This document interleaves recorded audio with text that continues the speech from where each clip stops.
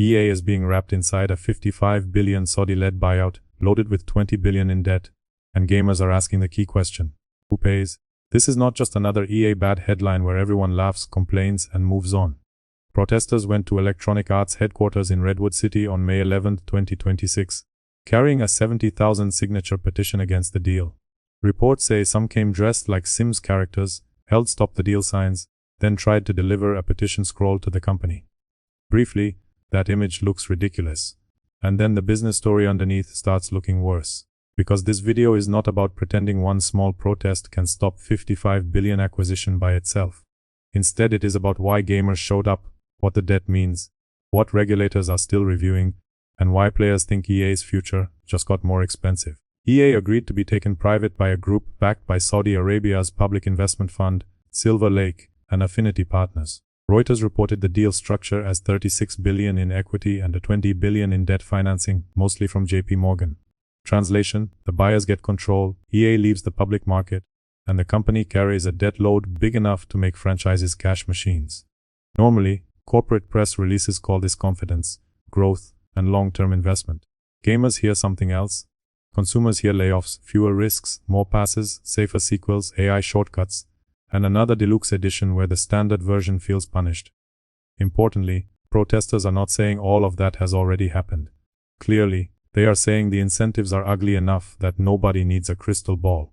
Leveraged buyouts create pressure, and pressure in gaming usually does not land on executives first. Usually it lands on workers, studios, features, servers, support teams, experimental projects, and finally the player holding the receipt. Take private sounds boring, so here is the human version. Going private means EA would no longer answer to public shareholders through quarterly markets. However, that does not mean less pressure. Rather, the pressure becomes quieter, more direct, and controlled by the owners behind the deal. Stock markets can be annoying, but private owners can be surgical. Suddenly, the question is not only whether Madden, Battlefield, The Sims, EA Sports FC, and Apex Legends still make money. Immediately, the question becomes whether they make enough money fast enough to justify an $55 billion bet with 25 billion in debt attached. Anyone who has watched this industry for 5 minutes understands why that scares people. PC Gamer, GameSpot, Kotaku, and the Los Angeles Times all described fears around layoffs, studio cuts, microtransactions, AI replacement, price hikes, and content control. Arithmetic already walks in wearing steel-toed boots, so nobody needs to invent a villain. Still, the protest was not huge in body count. PC Gamer described the physical turnout as roughly a dozen people on the livestream, while newspaper coverage quoted one protester saying he was there with around 15 gamers. So do not oversell this as a million-player march storming EA's gates. Sell it honestly: small crowd, giant petition, mainstream coverage, and a story that hits because the symbol is bigger than the sidewalk. Physically, it was modest.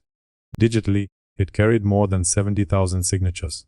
Culturally, it landed because EA already lives inside every gamer's trust issues. Everybody knows the joke before the punchline arrives. Some companies earn goodwill before asking players to believe them. Frequently, EA walks into the room already wearing the villain costume. Fair or not, that reputation matters. Monetization, annual sports releases, live service design, points, packs, editions, launches, and missing feature jokes have followed the company for years. Now add Saudi-linked ownership, private equity, Affinity Partners, and 22 billion in debt. Of course, people are nervous. Even if you have not touched an EA game in years, this matters because it shows where gaming keeps drifting. Bigger owners, fewer public answers, heavier financial engineering, and players treated like revenue targets with thumbs. Visually, the protest is almost too perfect. Avatars stood outside the company that sells simulated life, asking real executives not to turn more real workers and players into spreadsheet objects. Organizers reportedly brought a 50-foot petition scroll because corporate language never reaches people trained to hear shareholder value. Honestly, that scroll did more explaining than half the industry's official statements. One side had costumes, signs, and gamers trying to be heard.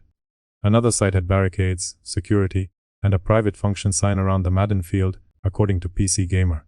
Perhaps that was standard corporate security. Maybe the company just wanted an orderly day.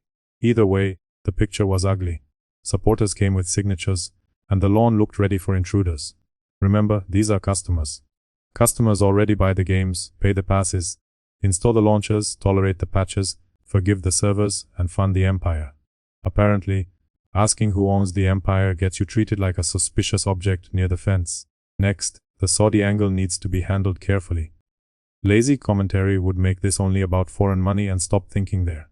Serious commentary asks what Saudi-linked majority influence could mean for creative control, public image, and content boundaries. Franchise history matters here because The Sims remains EA's most visible inclusive property, especially around LGBTQ representation and player identity. Critics fear future leadership could become more cautious, more sanitized, or more afraid of content that creates political heat. Again, no one should pretend a secret censorship memo has leaked. Pretending otherwise would be cheap. But ownership affects incentives, incentives affect meetings, and meetings decide which features survive. Companies rarely announce the line they will not cross. Often it says the team is focusing on broader markets. Conveniently, broader markets can mean almost anything when billion-dollar owners dislike controversy more than they like creative risk. Financial pressure brings the second fear, and this one is even easier for average viewers to understand. Borrowed money does not sit quietly in a spreadsheet like decoration. Accountants have to service it, refinance it, justify it, and make the acquisition look smart. Bosses call the answer discipline. Workers call it a meeting invite with no agenda.